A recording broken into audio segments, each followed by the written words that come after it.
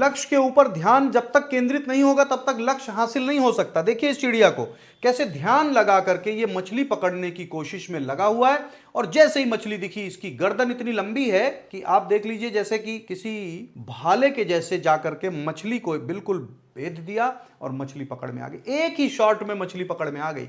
ध्यान ऐसा होना चाहिए, लक्ष्य ऐसा होना चाहिए। अब आप सोचिए, बार बार गर्दन डाले और सोचे नहीं मैं 4 अटेम्प्ट 5 अटेम्प्ट में मछली पकड़ ले जाऊंगा, तो मुश्किल हो जाएगा।